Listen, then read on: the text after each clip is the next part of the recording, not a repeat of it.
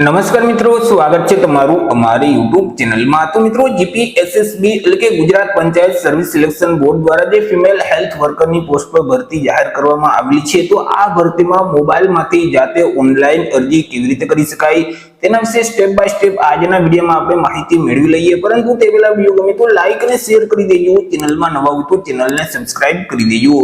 તો ચાલો મિત્રો, વિડીયોની શરૂઆત કરીએ।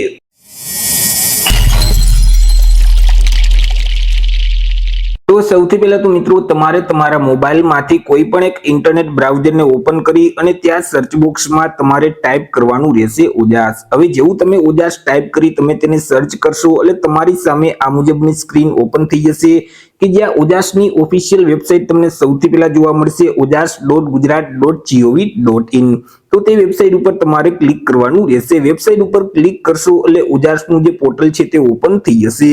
અહીં જે મેનુમાં ઓનલાઈન એપ્લિકેશનનું ઓપ્શન જોવા મળશે તેના ઉપર તમારે ક્લિક કરવાનું રહેશે। એટલે મિત્રો, સબ મેનુમાં સૌથી પહેલા એપ્લાયનો ઓપ્શન જોવા મળશે તેના ઉપર તમારે ક્લિક કરી દેવાનું રહેશે। એટલે ફરીથી આ મુજબની સ્ક્રીન ઓપન થઈ જશે કે જ્યાં મિત્રો અહીં ડિપાર્ટમેન્ટમાં તમારે જીપીએસએસબી એટલે કે ગુજરાત પંચાયત સેવા પસંદગી બોર્ડનો જે ઓપ્શન છે તેને તમારે સિલેક્ટ કરવાનું રહેશે। એટલે મિત્રો, અહીં ગુજરાત પંચાયત સેવા પસંદગી મંડળ દ્વારા જેટલી ભરતીમાં હાલ અત્યારે અરજી ફોર્મ શરૂ હશે તેનું એક લિસ્ટ ઓપન થઈ જશે। તેમાં તમે નીચે સ્ક્રોલ કરશો તો જાહેરાત નંબર 8 છે તે તમે જોઈ શકશો, ફિમેલ હેલ્થ વર્કર વર્ગ 3। આ જે ભરતી છે તેમાં 20/5/2026 સુધી તમે ઓનલાઈન અરજી કરી શકશો। જો ભરતીનું જે નોટિફિકેશન છે તેની પીડીએફ ફાઇલ તમારે ડાઉનલોડ કરવી હોય તો તેના નામની સામે જે ડિટેલનો ઓપ્શન આપેલ છે તેના ઉપર તમે ક્લિક કરશો તો નોટિફિકેશનની પીડીએફ ફાઇલ છે તે તમારા ડિવાઇસમાં ડાઉનલોડ થઈ જશે। અરજી ફોર્મ ભરવા માટે અહીં નામની સામે જે એપ્લાયનો ઓપ્શન આપેલ છે તેના ઉપર તમારે ક્લિક કરી દેવાનું રહેશે। એટલે ફરીથી આ મુજબની સ્ક્રીન ઓપન થઈ જશે। એ મિત્રો, ફરીથી એપ્લાય નાવનો જે ઓપ્શન જોવા મળે છે તેના ઉપર તમારે ક્લિક કરવાનું રહેશે। એટલે ફરીથી આ મુજબની સ્ક્રીન ઓપન થઈ જશે। હવે મિત્રો, જો ઓજાસના પોર્ટલ ઉપર તમે રજીસ્ટ્રેશન કરેલ છે તો તમારા જે તે રજીસ્ટ્રેશન નંબર છે તે નંબર અહીં તમારે ટાઈપ કરી દેવાના રહેશે। તમારી જે તે જન્મ તારીખ છે તે જન્મ તારીખ અહીં તમારે ટાઈપ કરી અને એપ્લાય વિથ ઓટીઆર નો જે ઓપ્શન આપેલ છે તેના ઉપર તમારે ક્લિક કરી દેવાનું રહેશે। પરંતુ ઓજાસના પોર્ટલ ઉપર હજી સુધી તમે રજીસ્ટ્રેશન નથી કરેલ તો અહીં મિત્રો લાલ કલરમાં જે સ્કીપનો ઓપ્શન આપેલ છે તેના ઉપર તમારે ક્લિક કરવાનું રહેશે। એટલે આગળ તમને એક અરજી ફોર્મ છે તે આપી દેવામાં આવશે, તે ફોર્મમાં તમામ માહિતી તમારે ભરવાની રહેશે। અરજી ફોર્મમાં સૌથી પહેલા તો તમારે તમારી પોતાની પર્સનલ માહિતી છે તે આપવાની રહેશે, જેમ કે ટાઇટલ જે લાગુ પડે તે ઓપ્શન નીચે તમારે સિલેક્ટ કરી દેવાનું રહેશે। ત્યાર પછી તમારી જે અટક છે એટલે કે જે સરનેમ છે તે અહીં તમારે ટાઈપ કરી દેવાની રહેશે। તમારું જે નામ છે તે નામ અહીં તમારે ટાઈપ કરવાનું રહેશે। તમારા પિતા અથવા તો પતિનું નામ આ બોક્સમાં ટાઈપ કરી અને માતાનું નામ છે તે અહીં તમારે ટાઈપ કરી દેવાનું રહેશે। જેન્ડરમાં મિત્રો અહીં ફિમેલ જ આવશે, કારણ કે આ જે ફિમેલ હેલ્થ વર્કરની જે પોસ્ટ છે તેમાં માત્ર મહિલા ઉમેદવાર જ અરજી કરી શકશે। તમારી જે જન્મ તારીખ છે તે જન્મ તારીખ અહીં તમારે ટાઈપ કરી દેવાની રહેશે। તમારું જે મેરિટલ સ્ટેટસ હોય તે અહીંથી તમારે સિલેક્ટ કરી દેવાનું રહેશે અને તમારી જે જાતિ છે કે કેટેગરી છે તે કેટેગરી અહીંથી તમારે સિલેક્ટ કરવાની રહેશે। જો મિત્રો તમે અનામત વર્ગના ઉમેદવાર હશો તો તમારી પાસે જે જાતિનો દાખલો છે તેની વિગત પણ આપવાની રહેશે, જેમ કે દાખલાના નંબર અહીં તમારે ટાઈપ કરી દેવાના રહેશે, તેની તારીખ અહીં ટાઈપ કરી અને દાખલો કયા રાજ્યમાંથી મેળવેલ છે તે રાજ્યનું નામ અહીંથી તમારે સિલેક્ટ કરી દેવાનું રહેશે। તમે મિત્રો એસસીબીસી એટલે કે સામાજિક અને શૈક્ષણિક રીતે પછાત વર્ગના જો ઉમેદવાર હોય તો તમારી પાસે જે નોન ક્રિમિનલ સર્ટિફિકેટ છે તેની વિગત પણ આપવાની રહેશે, જેમ કે નોન ક્રિમિનલ સર્ટિફિકેટના નંબર હોય તે નંબર અહીં તમારે ટાઈપ કરી દેવાના રહેશે, તેની તારીખ અહીં ટાઈપ કરી અને સર્ટિફિકેટ કયા સત્તા અધિકારી દ્વારા આપવામાં આવેલું છે તેમનો હોદ્દો અહીંથી તમારે સિલેક્ટ કરી દેવાનો રહેશે। આગળ મિત્રો તમારે અલગ અલગ બે સરનામા આપવાના રહેશે। તેમાં સૌથી પહેલા તો હાલનું સરનામું છે તે આપવાનું રહેશે। હાલનું સરનામું અહીં તમારે ટાઈપ કરી દેવાનું રહેશે। તેમાં રાજ્યનું નામ અહીંથી તમારે સિલેક્ટ કરી દેવાનું રહેશે। તમારા જિલ્લાનું નામ છે તે અહીંથી તમારે સિલેક્ટ કરી અને તમારા તાલુકાનું નામ અહીંથી તમારે સિલેક્ટ કરી દેવાનું રહેશે। એરિયાના પિનકોડ નંબર અહીં તમારે ટાઈપ કરી દેવાના રહેશે। ત્યાર પછી તમારું જે કાયમી સરનામું છે એટલે કે પરમનન્ટ એડ્રેસ છે તે આપવાનું રહેશે। તમારું કાયમી સરનામું અહીં તમારે ટાઈપ કરી દેવાનું રહેશે। રાજ્યનું નામ છે તે અહીંથી તમારે સિલેક્ટ કરી દેવાનું રહેશે। તમારા જિલ્લાનું નામ અહીંથી તમારે સિલેક્ટ કરી તમારા તાલુકાનું નામ અહીંથી તમારે સિલેક્ટ કરી દેવાનું રહેશે અને એરિયાના પિનકોડ નંબર અહીં તમારે ટાઈપ કરવાના રહેશે।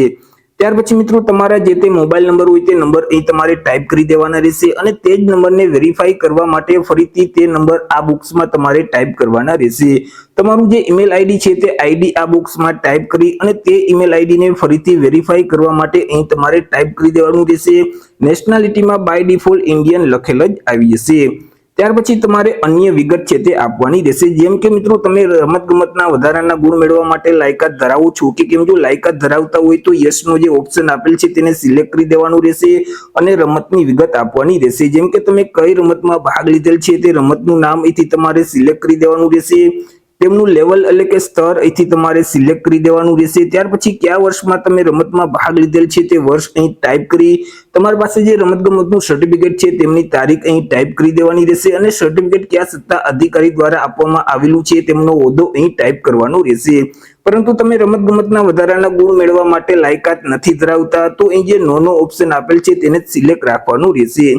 ત્યાર પછી મિત્રો તમે શારીરિક રીતે વિકલાંગ વ્યક્તિ છો કે કેમ। જો વિકલાંગ વ્યક્તિ હોય તો અહીં જે યસ નો ઓપ્શન આપેલ છે તેને તમારે સિલેક્ટ કરી દેવાનું રહેશે, જેથી કરી અહીં તમને એક વિકલાંગતાનું લિસ્ટ છે તે જોવા મળશે। તેમાં તમને જે વિકલાંગતા લાગુ પડતી હોય તો તેની સામે જે ચેકબોક્સ છે તેમાં તમારે ટિક કરી દેવાનું રહેશે અને તેમની જે વિકલાંગતાની ટકાવારી છે તે અહીં ટકાવારી સામેના બોક્સમાં તમારે ટાઈપ કરી દેવાની રહેશે। ત્યાર પછી તમારી પાસે જે વિકલાંગતાનું સર્ટિફિકેટ છે તેની વિગત આપવાની રહેશે, જેમ કે સર્ટિફિકેટની તારીખ અહીં ટાઈપ કરી તેમના નંબર ટાઈપ કરી દેવાના રહેશે। સર્ટિફિકેટ કયા સત્તા અધિકારી દ્વારા આપવામાં આવેલું છે તેમનો હોદ્દો અહીંથી તમારે સિલેક્ટ કરવાનું રહેશે। પરંતુ તમે શારીરિક રીતે વિકલાંગ વ્યક્તિ ન હોય તો અહીં જે નો ઓપ્શન આપેલ છે તેને તમારે સિલેક્ટ રાખવાનું રહેશે। ત્યાર પછી તમારી પાસે બેઝિક કોમ્પ્યુટરનું નોલેજ છે કે કેમ। જો કોમ્પ્યુટરનું નોલેજ હોય તો યસ સિલેક્ટ કરવાનું, નહીતર તમારે નો સિલેક્ટ કરી દેવાનું રહેશે।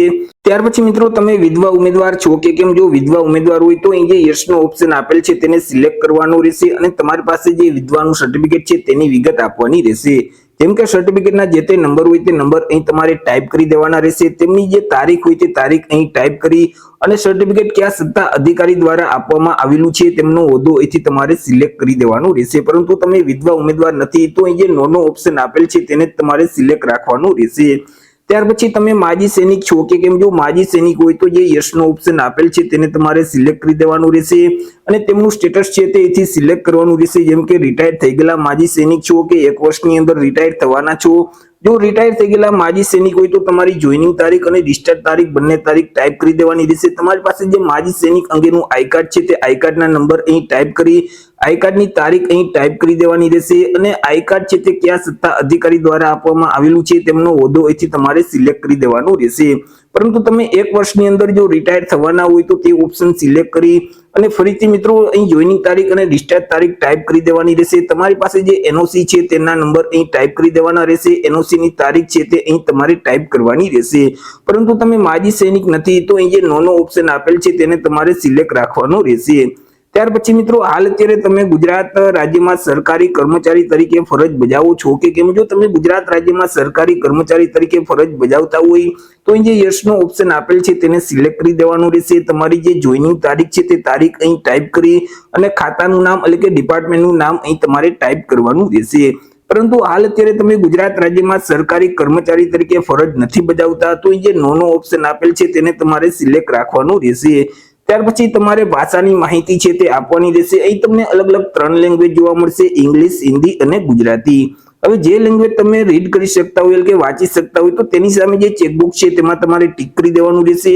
જે લેંગ્વેજ તમે લખી શકતા હોય તો તેની સામે જે ચેકબોક્સ છે તેમાં તમારે ટિક કરવાનું રહેશે। જે લેંગ્વેજ તમે બોલી શકતા હોય તો તેની સામે જે ચેકબોક્સ છે તેમાં તમારે ટિક કરી દેવાનું રહેશે। આગળ મિત્રો તમારે એજ્યુકેશન ક્વોલિફિકેશન એટલે કે શૈક્ષણિક લાયકાતની વિગત આપવાની રહેશે। તેમાં સૌથી પહેલા તમે જે ધોરણ 12 બોર્ડની પરીક્ષા પાસ કરેલ છે તેની વિગત આપવાની રહેશે। તો અહીંથી તમારે હાયર સેકન્ડરી સ્કૂલનો જે ઓપ્શન આપેલ છે તેને તમારે સિલેક્ટ કરી દેવાનો રહેશે। 12માં જેટલી ટકાવારી મેળવેલ છે તે ટકાવારી આ બોક્સમાં ટાઈપ કરવાની રહેશે। મેળવેલ ક્લાસ છે તે અહીંથી તમારે સિલેક્ટ કરી દેવાનું રહેશે। ત્યાર પછી બોર્ડનું નામ આ બોક્સમાં ટાઈપ કરી રાજ્યનું નામ ટાઈપ કરી દેવાનું રહેશે। પાસિંગ યર અહીં ટાઈપ કરી ટોટલ ટ્રાય નંબર ટાઈપ કરી દેવાના રહેશે। 12મા ધોરણની છેલ્લી એક્ઝામ તમે જે પાસ કરેલ છે તેમના સીટ નંબર અહીં તમારે ટાઈપ કરવાના રહેશે। ત્યાર પછી તમારે વધારાની શૈક્ષણિક લાયકાતની વિગત છે તે આપવાની રહેશે, જેમ કે તમે કયો કોર્સ પાસ કરેલ છે, તમે ફિમેલ હેલ્થ વર્કરનો બેઝિક ટ્રેનિંગનો કોર્સ પાસ કરેલ છે કે ઓક્ઝિલરી નર્સ એન્ડ મિડવાઇફરીનો કોર્સ પાસ કરેલ છે, તમે જે કોર્સ પાસ કરેલો હોય તે ઓપ્શન અહીંથી તમારે સિલેક્ટ કરી દેવાનું રહેશે। ત્યાર પછી તેમાં મેળવેલ ટકાવારી આ બોક્સમાં ટાઈપ કરવાની રહેશે, મેળવેલ ક્લાસ છે તે ક્લાસ અહીંથી તમારે સિલેક્ટ કરી દેવાનું રહેશે, સંસ્થા યુનિવર્સિટી કે બોર્ડનું નામ અહીં તમારે ટાઈપ કરી દેવાનું રહેશે, રાજ્યનું નામ ટાઈપ કરી અને પાસિંગ યર અહીં ટાઈપ કરવાનું રહેશે। ત્યાર પછી વધારાની જે અહીં માહિતી છે તેમાં મિત્રો તમે ગુજરાત નર્સિંગ કાઉન્સિલમાં જો રજીસ્ટ્રેશન કરાવેલું હોય તો તમારા રજીસ્ટ્રેશનના નંબર અહીં તમારે ટાઈપ કરી દેવાના રહેશે, રજીસ્ટ્રેશનની તારીખ છે તે અહીં ટાઈપ કરવાની રહેશે।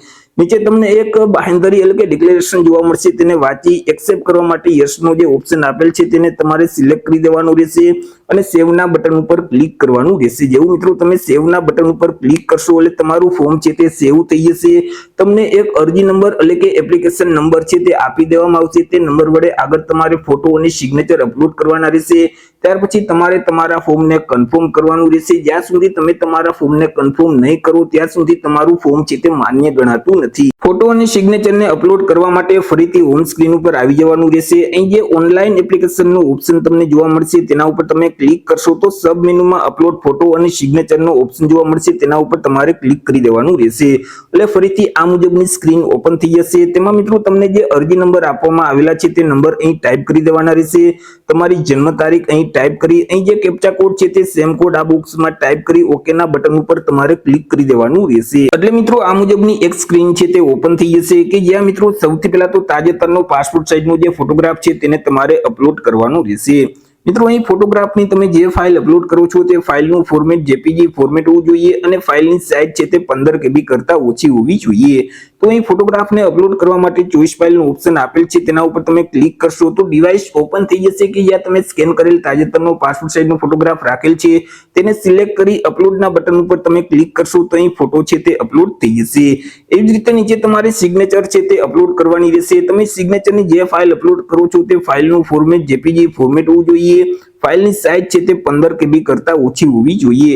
ચોઈસ ફાઇલનું જે ઓપ્શન આપેલ છે તેના ઉપર ક્લિક કરી સિગ્નેચરની જે ફાઇલ છે તેને સિલેક્ટ કરી અપલોડના બટન ઉપર ક્લિક કરશો તો અહીં સિગ્નેચર છે તે અપલોડ થઈ જશે। ફોટો અને સિગ્નેચરને અપલોડ કર્યા પછી આગળ તમારે તમારા ફોર્મને કન્ફર્મ કરવાનું રહેશે। અરજી ફોર્મ કન્ફર્મ કરવા માટે ફરીથી હોમ સ્ક્રીન ઉપર આવી અને અહીં જે ઓનલાઈન એપ્લિકેશનનો ઓપ્શન જોવા મળશે તેના ઉપર તમે ક્લિક કરશો તો સબ મેનુમાં કન્ફર્મનો ઓપ્શન જોવા મળે છે, તેના ઉપર તમારે ક્લિક કરી દેવાનું રહેશે એટલે ફરીથી આ મુજબની સ્ક્રીન છે તે ઓપન થઈ જશે કે જ્યાં તમારા અરજી નંબર છે તે નંબર અહીં તમારે ટાઈપ કરી દેવાના રહેશે, તમારી જન્મ તારીખ અહીં ટાઈપ કરી અહીં જે કેપ્ચા કોડ છે તે સેમ કોડ આ બોક્સમાં ટાઈપ કરી ઓકેના બટન ઉપર તમારે ક્લિક કરી દેવાનું રહેશે। એટલે મિત્રો નીચે આ મુજબની સ્ક્રીન ઓપન થઈ જશે કે જ્યાં તમામ માહિતી તમારે ચેક કરી લેવાની રહેશે। અરજી ફોર્મને કન્ફર્મ કરવા માટે અહીં જે કન્ફર્મ એપ્લિકેશનનો ઓપ્શન આપેલ છે તેના ઉપર તમારે ક્લિક કરવાનું રહેશે। જેવું તમે કન્ફર્મ એપ્લિકેશનના બટન ઉપર ક્લિક કરશો તો તમારું ફોર્મ છે તે કન્ફર્મ થઈ જશે, તમને એક કન્ફર્મેશન નંબર આપવામાં આવશે, તે નંબર તમારે સાચવી રાખવાનો રહેશે। ત્યાર પછી મિત્રો તમે જો સામાન્ય વર્ગના ઉમેદવાર હશો તો તમારે 100 રૂપિયા ઓનલાઈન અરજી ફી છે તે ભરવાની રહેશે। અરજી ફી ભરવા માટે ફરીથી હોમ સ્ક્રીન ઉપર આવી અને અહીં જે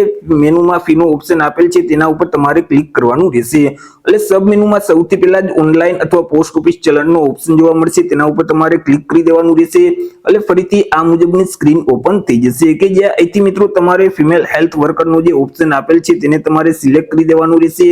તમને જે ફોર્મ કન્ફર્મ કરતી વખતે કન્ફર્મેશન નંબર આપવામાં આવેલા છે તે નંબર અહીં તમારે ટાઈપ કરી દેવાના રહેશે, તમારી જન્મ તારીખ છે તે અહીં ટાઈપ કરી અહીં જે કેપ્ચા કોડ છે તે સેમ કોડ આ બોક્સમાં ટાઈપ કરી અને ઓનલાઈન પેમેન્ટ ઓફ ફીનો જે ઓપ્શન આપેલ છે તેના ઉપર તમારે ક્લિક કરવાનું રહેશે, જેથી કરી આગળ મિત્રો બેંકની વિગત માંગશે, જેમ કે તમે કોના માધ્યમથી પેમેન્ટ કરવા માંગો છો, નેટ બેન્કિંગ છે, ક્રેડિટ કાર્ડ છે, ડેબિટ કાર્ડ છે, યુપીઆઈ છે, તમે જેના માધ્યમથી પેમેન્ટ કરવા માંગતા હોય તે ઓપ્શન સિલેક્ટ કરી કાર્ડ કે બેંકની વિગત ફિલ કરી અને મેક પેમેન્ટના બટન ઉપર ક્લિક કરશો તો અહીં 100 રૂપિયા ઓનલાઈન ફી છે તે ભરાઈ જશે। ફી ભરાઈ ગયા પછી તમે રિસીપ્ટ ડાઉનલોડ કરવા માંગતા હોય તો અહીં જે ઓનલાઈન પેમેન્ટ રિસીપ્ટનો ઓપ્શન આપેલ છે તેના ઉપર ક્લિક કરશો તો રિસીપ્ટની જે પીડીએફ ફાઇલ છે તે તમારા ડિવાઇસમાં ડાઉનલોડ થઈ જશે।